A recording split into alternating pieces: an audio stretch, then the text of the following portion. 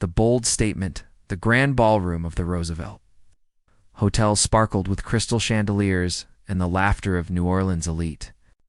Jasmine Rivers stood near the appetizer table, her emerald dress simple compared to the designer gowns around her, but she wore it with a confidence that made heads turn anyway.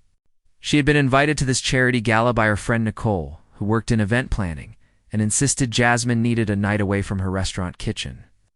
"Girl, you need to meet people," Nicole had said. "Not everyone who has money is terrible." Now, sipping champagne that probably cost more than her weekly grocery budget, Jasmine watched the crowd with amusement. Men in expensive suits talked loudly about investments in vacation homes. Women compared jewelry and upcoming trips to Europe. It all felt like a performance, and she was both audience and outsider. "So what do you think?" Nicole asked, appearing beside her with fresh drinks. "Not bad, right?" "It's fancy," Jasmine admitted. "But I still think most of these rich folks are out of touch with reality." "Oh, here we go," Nicole laughed, knowing her friend well. "I'm serious." Jasmine's voice carried more than she intended, drawing a few glances. "Look at them. They probably think romance is buying expensive gifts and making reservations at restaurants where you can't pronounce anything on the menu. Rich men don't know how to really connect with a woman. They're too busy counting their money to pay attention to what actually matters. And what matters?" A deep voice asked from behind her.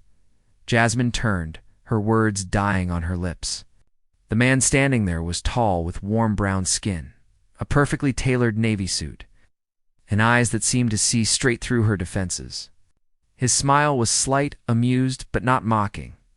There was something about the way he stood, relaxed yet commanding, that made her heart skip. "Excuse me?" she managed. Said rich men don't know how to connect. "I'm curious what you think does matter." His voice was smooth, like aged whiskey, with just a hint of a southern accent that suggested roots in Louisiana. Despite the Polish, Nicole had suddenly disappeared. The traitor, Jasmine lifted her chin, refusing to be intimidated. "Attention. Real attention? Not the kind where you're checking your phone every 5 minutes. Listening when someone talks about their day, even the boring parts. Showing up when it's not convenient. Being present, not just physically there, but actually engaged." "Interesting." He stepped closer and Jasmine caught the scent of his cologne, something woodsy and clean. "So, you think wealth and genuine connection can't coexist?" "I think wealth makes it harder. When you can buy anything, when every door opens for you, when people always tell you yes, you forget how to work for things, including relationships." His smile widened. "You don't pull any punches, do you? Life's too short for pretty lies. I'm Dominic Ashford." He extended his hand. Jasmine shook it, her hand small in his larger one. The contact sent an unexpected jolt through her. "Jasmine Rivers." "The chef," he said, surprising her. "Your restaurant, Jasmine's Kitchen, right? On Magazine Street?" "You know it. I've been meaning to try it. I've heard the gumbo is life-changing." "It is." She couldn't help the pride in her voice. "Family recipe, 3 generations old." "Oh, so you understand hard work, building something from nothing." His expression grew more serious. "Not everyone with money started that way, Jasmine. Some of us know exactly what it's like to struggle." "Fair point," she conceded. "But money changes people. Or maybe it just reveals who they already were." He paused, his eyes never leaving hers. "What if I could prove you wrong? About men like me. Men like you." She raised an eyebrow. "And what kind of man are you, Dominic Ashford? The kind who doesn't back down from a challenge." His voice dropped lower. "The kind who's very interested in changing your mind?" The unexpected encounter, Jasmine felt heat rise up her neck. This man was dangerous, not in a threatening way, but in a way that made her want to forget every careful wall she had built around her heart. "I'm not a project," she said firmly. "Good, I don't want a project." He moved even closer, close enough that she had to tilt her head back to maintain eye contact. "I want to get to know the woman who isn't afraid to speak her truth in a room full of people who might disagree. The woman who builds businesses and keeps family traditions alive. The woman who stands in an emerald dress and outshines everyone else without even trying." Her breath caught. "That's a nice speech. It's an honest observation. You're very confident." So are you. His smile turned playful. Which is probably why this is going to be interesting. What's going to be interesting? Us. The single word hung in the air between them, loaded with possibility and promise. Jasmine knew she should walk away, should laugh it off, should protect herself from whatever this was. But something in his eyes held her there, something genuine beneath the charm. There is no us, she said, but her voice lacked conviction. Not yet. He pulled out his phone. Give me your number. Why would I do that? Because you're curious? Because despite everything you just said, you want to see if I'm different. Because when I walked up, your pupils dilated and your breathing changed. And you're still standing here instead of walking away. Jasmine hated that he was right. You're observant. I pay attention. Isn't that what you said matters? She hesitated, then rattled off her number. What was the harm? He would probably never call anyway. Men like him, men with money and looks and that kind of confidence, they always had options. He typed it in, then immediately called, so her phone buzzed in her small clutch. Now you have mine too. Presumptuous. Prepared. He stepped back, giving her space to breathe again. I'm going to take you to dinner, Jasmine. Somewhere you choose. Your favorite place, wherever you feel most comfortable.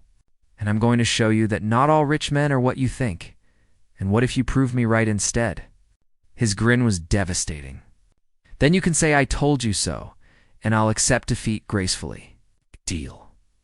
Friday night, 7 o'clock. Text me the address. Before she could respond, he leaned in close, his lips nearly brushing her ear.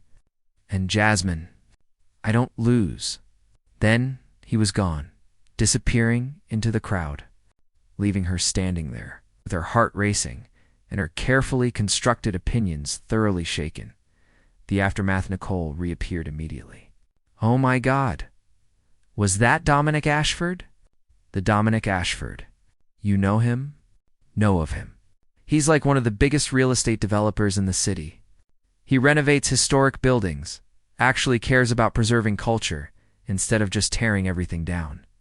He's also on the board of like 5 charities, and apparently turns down more women than most men ever meet. Jasmine's stomach flipped.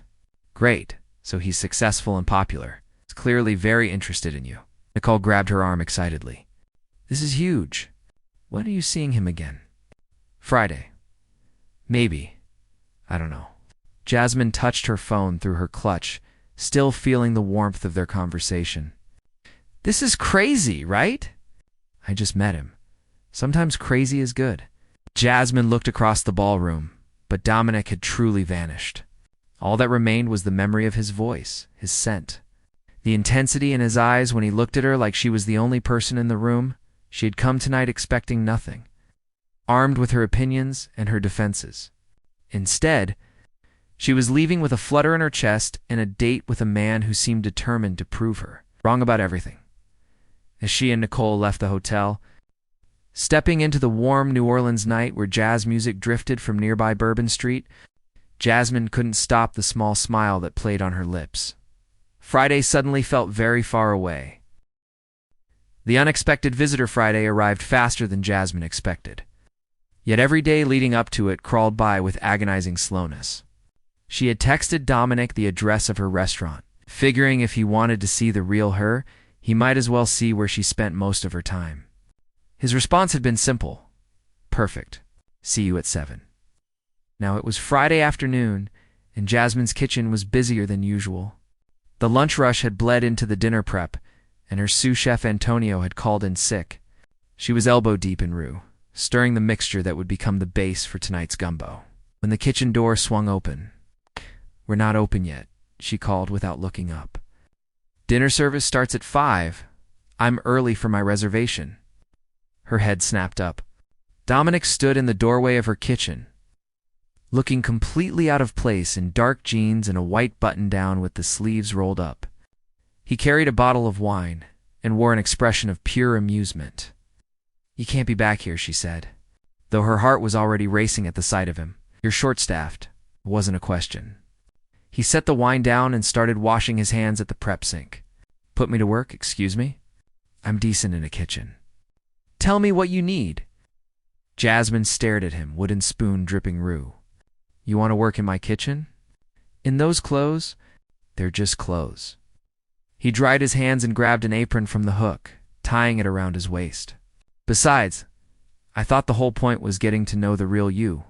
Can't think of a better way than this. Something warm bloomed in her chest, something dangerous and hopeful. You're serious? Always? He moved beside her, close enough that their shoulders almost touched. Now, what can I do? For the next 3 hours, Jasmine watched in amazement as Dominic Ashford, real estate mogul and supposed man of privilege, worked his way through her kitchen with surprising skill. He chopped vegetables with precision, stirred pots without being told when, and even helped plate dishes during the early dinner rush, with an attention to detail that impressed her line cooks. Where did you learn to do this? She asked during a brief lull, wiping sweat from her forehead.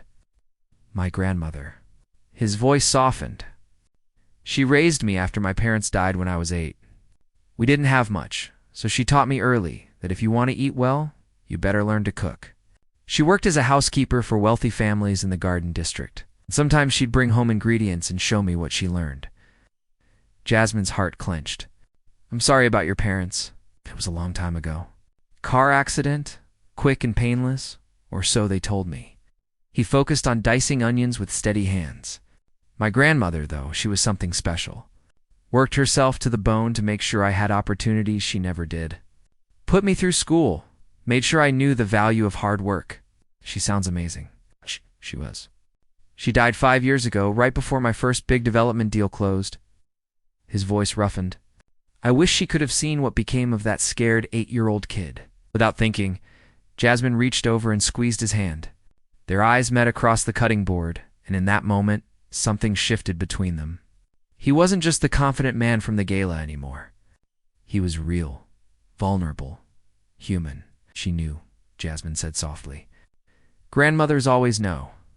After hours, by 9 o'clock, the restaurant had emptied, and her staff had gone home. Jasmine locked the front door and returned to find Dominic sitting at the small table in the corner of the kitchen where she usually ate her own meals. He had opened the wine and poured 2 glasses. So much for our fancy date, she said, dropping into the chair across from him. This was better. He handed her a glass. I gotta see you in your element. You're incredible. You know that? The way you run this kitchen, the way your staff respects you, the love you put into every dish. Heat crept up her neck. It's just food. It's never just food. Food is memory, culture, love on a plate. You're keeping your family's story alive, feeding people in both body and soul. He took a sip of wine, his eyes never leaving hers. That's art, Jasmine. No one had ever put it that way before. Tears pricked her eyes, and she blinked them back quickly. Stop making me like you. Why would I do that? His smile was gentle now, lacking the playful edge from before, 'cause liking you is complicated. The best things usually are. They sat in comfortable silence for a moment. The kitchen still warm from the evening's cooking, the air fragrant with spices and memories. Tell me about you, Dominic said. The real story, not the confident chef everyone sees. Jasmine traced the rim of her glass, deciding how much to share. Something about the way he looked at her, really looked at her, made her want to open up. My dad left when I was 6, she began. Just walked out one day and never came back. My mom worked 3 jobs trying to keep us afloat, but it was my grandmother who really raised me. This restaurant, it was her dream first. She used to talk about it all the time, having a place where people could come and feel at home, where the food reminded them of Sunday dinners and family gatherings. But she never got to open it. She got sick. Cancer. The words still hurt after all these years. We didn't have good insurance, and the treatments were expensive. She died when I was 16, and I swore I'd make her dream come true. It took me 12 years, 3 jobs, every penny I could save, but I did it. She'd be so proud of you. I hope so. Jasmine smiled through the ache in her chest. Some days I feel her here, like she's watching over me. Other days I'm terrified I'm going to lose this place, that all her dreams and my work will disappear because I can't keep up with rising rents and competition. Dominic reached across the table and took her hand. His thumb traced circles on her palm, the touch both comforting and electric. You won't lose it. You're too strong, too determined. You don't know that. I know you. Maybe not everything yet, but I know your heart. I see it in every dish that leaves this kitchen, in every interaction with your staff, in the way you talk about your grandmother. He squeezed her hand. That kind of passion doesn't fail, Jasmine. It can't. The walk they left the restaurant hand in hand, Jasmine locking up while Dominic waited patiently. The New Orleans night wrapped around them, humid and alive with distant music and laughter from the nearby bars. Walk with me? He asked. They wandered through the French Quarter, past street musicians playing brass instruments, past couples dancing on corners, past restaurants spilling light and voices onto the sidewalks. Dominic told her about building his business from nothing, about the first property he renovated with money borrowed from everyone he knew, about nearly losing everything in the first 2 years. People see the success now and assume it was easy, said as they walked along the Mississippi River, the water dark and mysterious beside them. They don't see the nights I slept in my car because I couldn't afford rent and a down payment. They don't see the 100 doors that slammed in my face before one finally opened. Why keep going? Because of my grandmother. Because she sacrificed everything for me, and quitting would have made that sacrifice meaningless. He stopped walking, turning to face Jasmine with the river at his back. And maybe because I needed to prove something to myself. That the scared kid who lost his parents could become someone who mattered. You matter, Jasmine said fiercely. Not because of your success or your money, but because of who you are.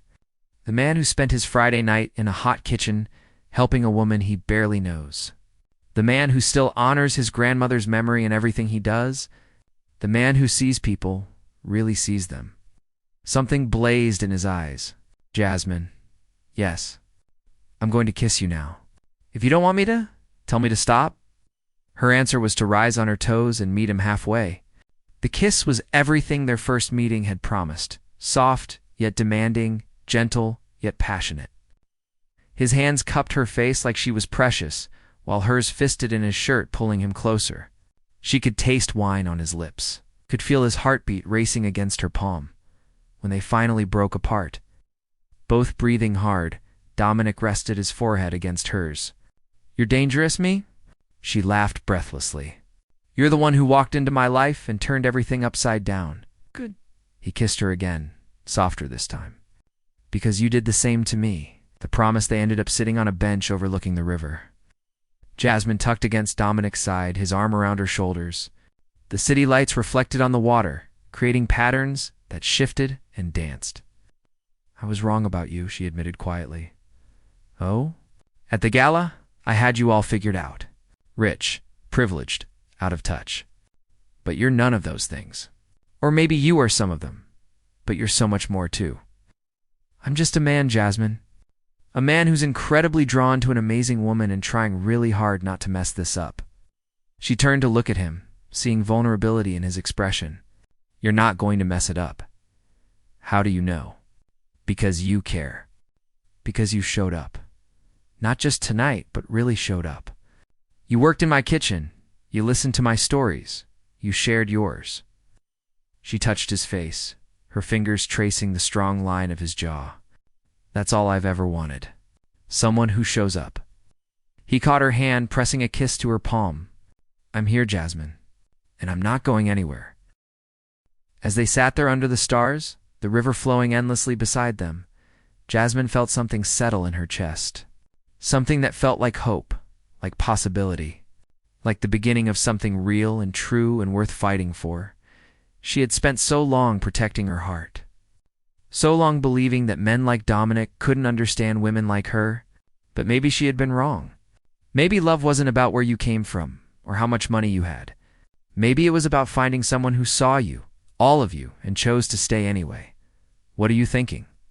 Dominic asked, his voice soft in the night. That I'm scared. Me too, really. He pulled her closer, terrified. But I'd rather be scared with you than safe without you. Jasmine smiled against his shoulder, breathing in his scent, memorizing this moment. Then I guess we're doing this. I guess we are. And as the night deepened around them, Two people who had started as strangers became something more. Not perfect, not without fear, but together. And sometimes that was enough. The unexpected truth 3 months passed in a blur of happiness. Dominic became a fixture at Jasmine's kitchen, showing up on slow nights to help in the kitchen or busy nights to bus tables. He never made a big deal of it, never acted like he was above the work. Her staff adored him, especially when he brought coffee for everyone during the breakfast prep shift. They fell into an easy rhythm. Mornings started with coffee at her small apartment above a vintage bookstore, where Dominic would read the paper while she tested new recipes. Evenings ended tangled together on her couch, talking about everything and nothing, learning each other's histories and dreams. Jasmine had never been happier. The walls she had built around her heart had crumbled completely, and for the first time in years, she allowed herself to believe in something permanent. Then the letter arrived. It came on a Tuesday morning, delivered by courier to the restaurant. Heavy cream paper, official-looking, with a law firm's letterhead embossed at the top. Jasmine's hands shook as she read the contents. Notice of intent to purchase. Development opportunity. Fair market value offer. The building that housed Jasmine's kitchen was being sold. The new buyer wanted to demolish it and build luxury condos. They were offering the current tenants buyouts to leave peacefully. No, she whispered, reading through the details. The offer was generous, more money than she'd see in 5 years of operation, but it wasn't about money. This was her grandmother's dream, her legacy, her home. She kept reading, her heart sinking with each line until she reached the signature at the bottom. Her blood turned to ice. Ashford Development Corporation. Dominic's company. The confrontation Jasmine didn't remember calling him. Didn't remember telling him to come to the restaurant immediately. All she knew was that 1 minute she was staring at the letter in numb shock, and the next, he was walking through the door with concern written all over his face. Jasmine, what's wrong? Your text sounded urgent. She held up the letter, her hand trembling with rage and heartbreak. Is this you? Is this your company? His face went pale as he read it. Jasmine, let me explain. Explain what? That you've been lying to me this whole time? That while you were pretending to care about my restaurant, about my grandmother's dream, you were planning to destroy it? Her voice broke on the last word. No, God, no. He reached for her, but she stepped back. The hurt on his face almost undid her resolve, but she held firm. I didn't know about this property. I have partners, people who scout locations.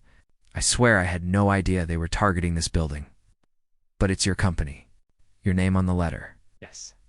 But I don't personally oversee every acquisition. He ran his hands through his hair, frustration and panic warring in his expression. Jasmine, please. You have to believe me. I would never deliberately hurt you. How can I believe anything you say now? Tears streamed down her face, hot and bitter. Was any of it real? The kitchen, the river, all those conversations about dreams and grandmothers and showing up? Or was it all just a game to you, a way to soften me up before you took everything? It was real. It is real. His voice turned desperate. Everything between us is the most real thing in my life. Stop this. Kill the deal. Save my restaurant. Dominic's silence was deafening. She watched emotions flicker across his face, conflict and anguish, and something that looked like defeat. It's not that simple, he finally said. I have partners who invested millions. We've already paid for surveys, architectural plans, legal fees. If I back out now, I could lose everything. The company could go under, so that's your answer. Jasmine's voice went flat, empty. Your business matters more than me. That's not fair. Fair. She laughed bitterly. You want to talk about fair? My grandmother worked herself to death for a dream she never got to see. I sacrificed everything to make that dream real. And now you're going to tear it down so wealthy people can have river views from their fancy condos? Jasmine, please, get out. What? Get out of my restaurant. Out of my life. She turned away, unable to look at him anymore. I was right about men like you all along. Money matters more than people. Success matters more than love. I should have listened to my instincts. Don't do this. His voice cracked. Don't throw us away. You threw us away the minute you chose your company over my heart. She forced steel into her voice, even as she was shattering inside. Leave. Now. She heard him take a step toward her, then stop. Heard his ragged breathing. Heard the moment his footsteps retreated toward the door. When it closed behind him, Jasmine collapsed into a chair and let the sobs come. Mourning, not just her restaurant, but the love she had finally been brave enough to believe in. The grand gesture. A week passed. The longest, most miserable week of Jasmine's life. She threw herself into the restaurant with manic energy. Working 16-hour days, perfecting recipes that didn't need perfecting, cleaning surfaces that were already spotless, anything to avoid the gaping hole in her chest where her heart used to be. Nicole stopped by every day. Bringing food Jasmine didn't eat and comfort she couldn't accept. He's called me 12 times, Nicole said on day 5. He sounds wrecked, Jazz. I don't care. Liar. Even if I did care, it doesn't change anything. He chose money over me. Did he, though? Or did he get caught between two impossible choices? Jasmine didn't answer because she didn't have one. Late at night, alone in her apartment, she replayed their last conversation. Heard the pain in his voice. Saw the conflict in his eyes. But what good did any of that do if he still planned to destroy everything she loved?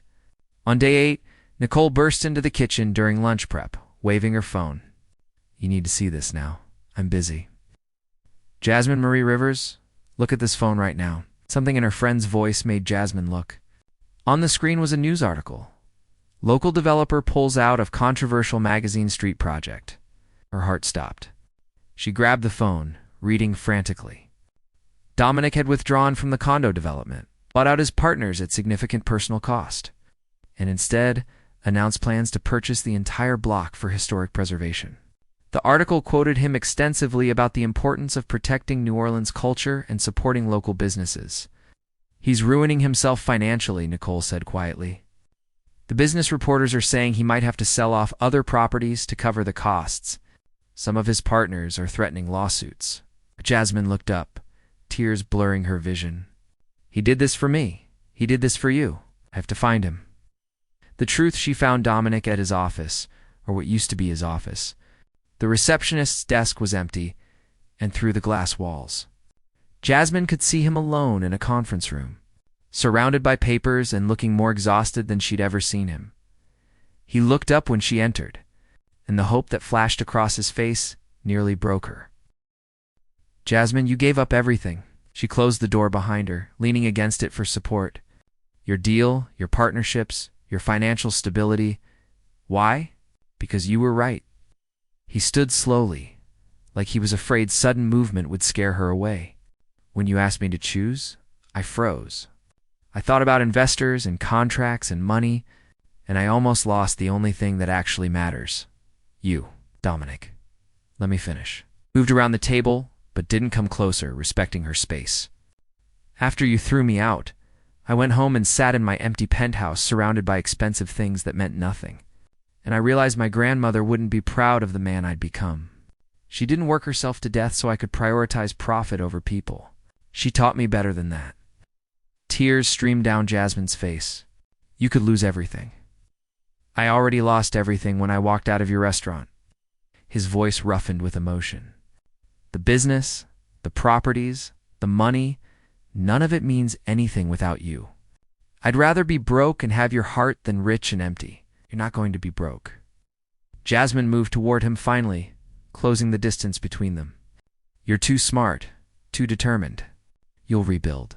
We'll rebuild. He cupped her face gently, his thumbs wiping away her tears. If you'll let me. If you can forgive me for not choosing you immediately, for making you doubt us even for a second. I didn't give you a chance to figure it out. I just assumed the worst because I was scared. Scared of what? Of this. Of loving someone so much that losing them would destroy me. She covered his hands with hers. I love you, Dominic.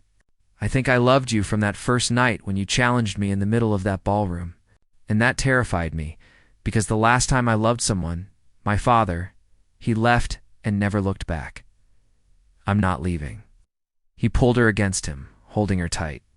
I'm here, I'm staying, and I'm going to spend every day proving that you can trust me with your heart. I trust you." She pulled back enough to look up at him. "You just proved it by giving up everything for me. Not for you. For us." He kissed her softly. "For the life I want to build with you. The one where we both follow our dreams but always come home to each other." The new beginning, 6 months later. Jasmine stood in front of a newly renovated building 3 doors down from her original restaurant. The sign above the door read, "Jasmine's Kitchen and Culinary School," in elegant gold.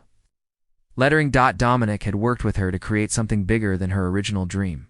The ground floor housed an expanded restaurant, while the second floor contained teaching kitchens where she could train aspiring chefs, particularly kids from low-income neighborhoods who might not otherwise have opportunities. "Your grandmother would love this," Dominic said, wrapping his arms around her waist from behind. "Our grandmothers would love this," she corrected, leaning back against him. "Both of them would be proud of what we've built." The grand opening was packed. Friends, family, food critics, and community members filled every seat. Nicole had organized everything with her typical efficiency, and even some of Dominic's former business partners had shown up to support the new venture.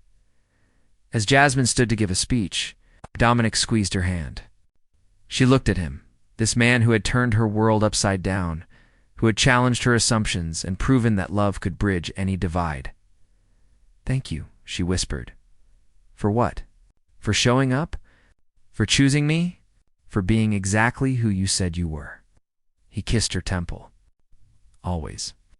Later, after the crowds had gone and they were alone in the kitchen, Dominic pulled a small box from his pocket. Jasmine's heart stopped. "I know we said we'd take it slow," he began, dropping to one knee. "But life's too short and I'm too certain. Jasmine Rivers, you challenged me, changed me, and made me believe in love again. Will you marry me?" She pulled him to his feet, laughing and crying at the same time. "You really don't back down from a challenge, do you?" "Never." His smile was radiant. "So, is that a yes?" "That's a yes. Always yes." As they kissed in the kitchen that smelled of spices and dreams, Jasmine thought about that night at the gala when she declared that rich men couldn't handle real women. She'd been wrong. So beautifully wrong. Because the right man, the one who showed up and chose love over everything else, could handle anything, and Dominic Ashford had whispered, "Try me," and proven himself every single day since. Their love story wasn't perfect. It was messy and complicated and required sacrifice from both of them. But it was real, built on honesty and trust, and the willingness to choose each other even. When it was hard, sometimes the best love stories start with a challenge. And sometimes, just sometimes, they end with forever.